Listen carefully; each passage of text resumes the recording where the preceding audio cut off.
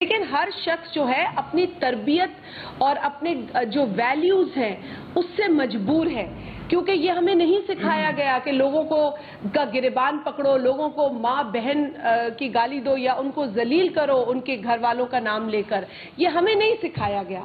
لیکن عمران خان چونکہ کوئی فیملی ویلیوز اس کے پاس ہے نہیں، اس کو فیملی کا دو یا ان کو ذلیل کرو ان کے گھر والوں کا نام لے کر، یہ ہمیں نہیں سکھایا گیا۔ لیکن عمران خان چونکہ کوئی فیملی ویلیوز اس کے پاس ہے نہیں، اس کو فیملی کا پتہ نہیں ہے، آج بھی اس عمر میں بھی وہ ایک بیچلر کی طرح زندگی گزار رہا ہے، اس کے اوپر اپنے بچوں کی ذمہ داری ہے نہیں۔ آپ لوگ یہاں بیٹھے ہیں، آپ کے جو گھر ہے جس میں بچے ہیں، آپ لوگ خود بھی اپنے گھروں کی ذمہ داریاں نبھاتے ہوں گے، بچوں کی اسکول کی فیسیں دیتے ہوں گے، گھر کا خرچہ اٹھاتے ہوں گے۔ اس شخص نے تو کبھی اپنا خرچہ نہیں اٹھایا، یہ اپنے گھر کا خرچہ کیا اٹھائے گا؟ ساری زندگی تو دوستوں کی جو ہے وہ پیسوں پہ پلتا رہا ہے۔ پھر اس کے بعد اس نے اے ٹی ایم مشینیں جو ہیں وہ اپنا لی۔ اے ٹی ایم مشینوں کو جب حکومت میں آیا تو ان کو فیضیاب کیا تاکہ جو ان کا قرضہ اس پر چڑھا ہے وہ کسی نہ کسی طریقے سے اتارے، کیونکہ فیور لیتے ہو تو فیور واپس بھی کرنا پڑتا ہے۔ یہ تو اپنے کھانے کا بل نہیں دیتا، یہ تو اس طرح کا آدمی ہے۔ آپ نے اس کی تصاویر دیکھی ہوں گی کہ کھانا کھا رہا ہے، اگلا بندہ اس کا منہ دیکھ رہا ہے، تو یہ تو اس کی ویلیوز ہیں۔ تو جو عمران خان کی ویلیوز ہیں وہ کسی سے ڈھکی چھپی نہیں ہے، صرف یہ ہے کہ یہ لوگوں کے ذہنوں کو گمراہ کر رہا ہے، اور کچھ معصوم لوگ جو ہیں وہ گمراہ ہوتے چلے جا رہے ہیں۔ مجھے تو ان کی عقل پہ حیرت ہوتی ہے۔ جہاں تک سوال پیدا ہوتا ہے سیاست کا، دیکھیں پاکستان کے اندر ہم نے دیکھا 90s کی سیاست ہوئی، اس کو یقیناً اس نے نقصان پہنچایا، اور پھر سیاسی جماعتوں نے خود اس بات کا اعتراف کیا کہ ہمیں ایک دوسرے سے لڑنے کے بجائے پاکستان کے اندر جمہوریت کو مضبوط کرنے کی ضرورت ہے، ہمیں اپنے جو ڈفرینسز ہیں ان کو الگ کرنا ہے۔ ڈفرینسز ہوتے ہیں، کیوں نہیں ہوتے؟ آج بھی جو جماعتیں حکومت میں بیٹھی ہیں ان کے کئی نظریاتی ڈفرینسز ہیں، ان کے کئی ماضی میں ایسے ڈفرینسز ہیں جو بیٹھ کے عقل دنگ رہ جاتی ہے کہ بھائی یہ بھی ہمارے اندر جو ہے وہ ڈس ایگریمنٹ ہوا ہے۔ لیکن پاکستان کے لیے، پاکستان کی سالمیت کے لیے، پاکستان کے اندر سٹیبلٹی کے لیے، پاکستان کے امن کے لیے، جب ہم افغانستان کے امن کی بات کرتے ہیں تو ہمیں پاکستان کا امن بھی پیارا ہونا چاہیے۔ جب ہم دنیا کے امن کی بات کرتے ہیں تو ہمیں پاکستان کے استحکام کا بھی سوچنا چاہیے۔ اور یہی وجہ ہے کہ ڈفرینسز کے باوجود رواداری کی سیاست کو پروموٹ کرنے کی کوشش کی جا رہی ہے، جس کے نتیجے میں ہماری خواہش یہی ہے کہ پاکستان سٹیبل ہو۔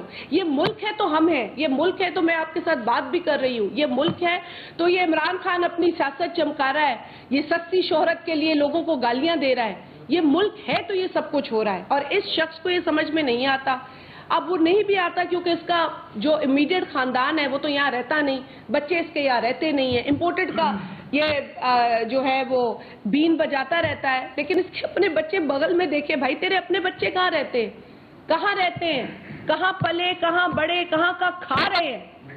اور ایک طرف کہتا ہے امپورٹڈ، دوسری طرف ویسٹ کی مثالیں، ویسٹ کے اخلاق سے بڑا واقف ہے۔ ویسٹ کے جن اخلاق سے عمران خان واقف ہے وہ اخلاق اللہ کسی کو نہ دے، ایسے اخلاقیات کی، ایسی مورالٹی کی کسی کو ضرورت نہیں ہے۔ ہم اپنا ایمان، اپنا دین اپنے پاس رکھتے ہیں، ہمیں اس کی نمائش کرنے کی ضرورت نہیں ہے۔ ہمارا حساب اللہ تعالیٰ نے لینا ہے اور وہ روز قیامت پہ لے گا، یہ ہمارا ایمان ہے۔ ہمیں عمران نیازی کو نہیں بتانا اپنے ایمان کے بارے میں، اور اللہ نہ کرے ہم ایسے بیہودہ شخص کو بتائیں اپنے ایمان کے بارے میں۔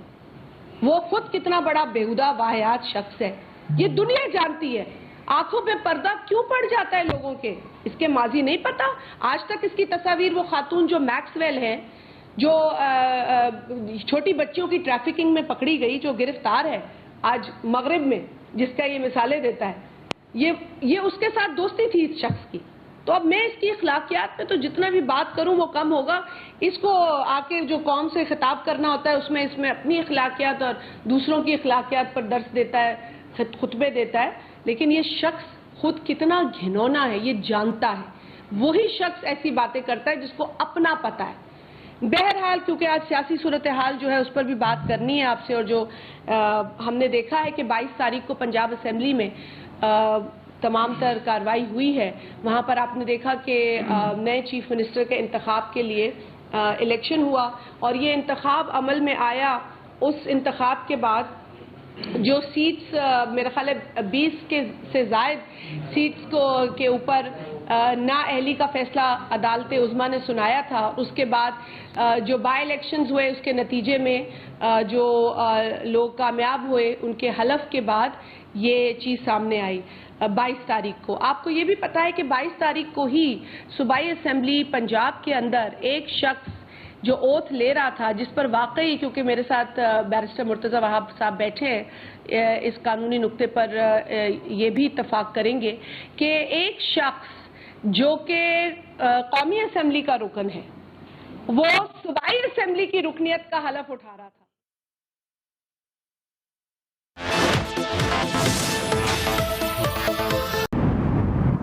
لکھا دوسرا خط چودھری شجاعت نے بطور پی ایم ایل کے سربراہ ہونے کی حیثیت سے لکھا, اور دونوں خطوط کے اندر اپنے اراکین کو واضح جو ہدایات تھی وہ موجود ہیں. لیکن یہ وہی بات ہے نا کہ تمہارا کتا کتا اور ہمارا کتا ٹامی, تو بات تو وہی ہے. اب اس کو کیوں جو ہے وہ اس دوسری نظر سے دیکھا جا رہا ہے؟ یہ پاکستان کے اندر سلسلہ ختم ہونا چاہیے, اور یہ جو لاڈلے کا سلسلہ چلا ہے نا یہ ختم ہونا چاہیے, کیونکہ ہم سب اس ملک کے لاڈلے ہیں. یہ عمران احمد نیازی صرف نہیں ہے جو بک بک بک بک بک بک اپنی بند نہیں کرتا, کبھی کسی کا گریبان پکڑتا ہے, کبھی کسی کی داڑھی کے جا کے نوچتا ہے. اب ہم اسے یہ نہیں کرنے دیں گے. میں نے اس کو پہلے بھی کہا تھا اپنی پریس کانفرنس میں, اگر بکواس کرو گے تو بکواس سنو گے, گالی دو گے تو تمہارے جیسا ہم رویہ تو نہیں کریں گے, پر گالی ہم بھی دے سکتے ہیں اور ہم دے کے دکھائیں گے. ہمارے کارکنان بھی ہیں. تم جب ہوتا ہے لوگوں کو انسٹیگیٹ کرتے ہو, اس ملک کی معیشت کا تم نے حال کیا 4 سالوں میں. فرا گوگی کے لیے تم آ کے آنسو بہاتے ہو کیمراز کے آگے, تمہیں شرم نہیں آتی؟ بجائے اس کے کہ تم یہ بتاؤ کہ 4 سالوں میں تم نے کیا یہاں پر کارنامے انجام دیے. توشے خانے کے تحائف بیچ بیچ کے تم نے اپنے خزانے بھرے. 2 لاکھ روپے یہ دیتا تھا جب یہ وزیر اعظم نہیں بنا تھا. یہ وزیر اعظم بنا پہلا سال اس نے 1 کروڑ ٹیکس دیا ہے. 2 لاکھ ٹیکس سے 1 کروڑ ٹیکس میں اس نے چھلانگ لگائی ہے. یہ تقریباً 6000% کا اضافہ ہے. بھئی ہم کوئی پاگل ہیں؟ یہ تم کر کیا رہے اس ملک کے ساتھ؟ 4 سالوں میں تم نے لوگوں کو نچوڑ کے رکھ دیا. آئی ایم ایف کے سامنے تم لیٹ گئے. ان کی شرطیں تم نے ایسے مانی ہیں جیسے کوئی سسرالیوں کے آگے جب دلہن لینے جاتا ہے تو لیٹ جاتا ہے. تم نے ایسے وہاں پہ کام کیا. بے شرم شخص ہے یہ, بے شرمی کا مظاہرہ روز کر رہا ہے. مجھے صرف حیرت اس بات پہ ہوتی ہے کہ ہمیں یہ بات سمجھ میں کیوں نہیں آ رہی, کچھ لوگوں کو, سب کو نہیں, کچھ لوگوں کو, کہ یہ شخص جھوٹا شخص ہے. کورٹ کے اوپر میں یقیناً ہم انحصار اس لیے کرتے ہیں کیونکہ ہم امید رکھتے ہیں, حالانکہ فیصلے تاریخ میں کوئی خوش آئند نہیں ہوئے ہیں, ہمیں افسوس بھی ہوتا ہے ان فیصلوں کے اوپر, لیکن آج بھی نظریں عدالت کے اوپر ہیں, اور عدالت کے اوپر آج ان کے اپنے فیصلے کی روشنی میں نظریں ہیں. جو سپریم کورٹ کا فیصلہ ان 20 سے زائد اراکین کی ڈسکوالیفیکیشن کا اور ان کی انٹرپریٹیشن 63A کی تھی, اس کے اوپر ہماری نظریں ہیں. اگر تو وہ صحیح ہے تو پھر یہ جو ہوا ہے پنجاب اسمبلی میں 22 تاریخ کو وہ صحیح ہے. جی بیرسٹر صاحب, وہ صحیح ہے. اور اگر وہ غلط ہے تو پھر میں عدالت کو غلط کہوں, پھر میرے پہ کوئی کنٹیمپٹ نہ ہو, لیکن یہ تو عدالت کا فیصلہ ہے نا جی. اچھا, شاہ محمود قریشی صاحب سے کوئی پوچھتا ہے, کسی ماضی کی ایک کلپ چل رہی تھی, اگر آپ نے بھی دیکھی ہے, چلائی ہوگی, اس میں پوچھا گیا کہ جی اسپیکر کی رولنگ کے بارے میں, تو انہوں نے کہا جی اسپیکر کی رولنگ تو چیلنج نہیں ہو سکتی. انہوں نے بالکل اس طریقے سے جس طرح وہ بات کرتے ہیں, مطلب وہ تو ایسے بات کرتے ہیں نا جیسے ان کے لفظ کے بعد تو بس this is the end. تو شاہ محمود قریشی صاحب جیسے بڑے پائے کی جو اپنے آپ کو سیاستدان سمجھتے ہیں, وہ کہتے ہیں, ان کے اپنے الفاظ ہیں کہ ہم چیئر کی رولنگ کے جو بات ہے وہ نہیں ہو سکتی, چیئر کی رولنگ پر کوئی اور ڈیسیشن نہیں آ سکتا. یہ باقاعدہ ان کے اپنے الفاظ ہیں, ٹھیک ہے نا جی. اب آ جاتے ہیں بینچ اوپر. ہم یہ چاہیں گے کہ یہ فل بینچ ہو, اور بنتا بھی فل بینچ ہونا ہے, کیونکہ دیکھیں کہ 3 لوگ ہیں, ڈیوائیڈ ہو جاتے ہیں, فیصلہ نہیں آ پاتا, اور اس میں دیر ہوتی ہے. یہ اتنا امپورٹنٹ فیصلہ ہونا ہے, کیونکہ یا تو پھر 63 کی انٹرپریٹیشن وہ نہیں ہونی چاہیے تھی جس سے یہ ساری چیز کریٹ ہوئی ہے. یہ ساری چیز کریٹ ہی اسی انٹرپریٹیشن کے بعد ہوئی ہے نا, جو انٹرپریٹ ہوا 63A اس ججمنٹ کے اندر. اور اگر آنا ہے تو یہ ہماری ڈیمانڈ سمجھ لیں عدالت کے سامنے، یا ریکویسٹ سمجھ لیں، جو بھی لفظ بہتر ہے، کہ ہم یہی ریکویسٹ کر رہے ہیں کہ عدالت کو فل بینچ اس پہ قائم کرنا چاہیے، لارجر بینچ، جس کو میں خیال ٹیکنیکلی اٹس بیٹر ٹو سے larger bench or full bench, so that this important decision is decided with that collective wisdom. کیونکہ آج پورا جو رجحان ہے، جو پورا فوکس ہے، وہ اب اس فیصلے کے اوپر ہے.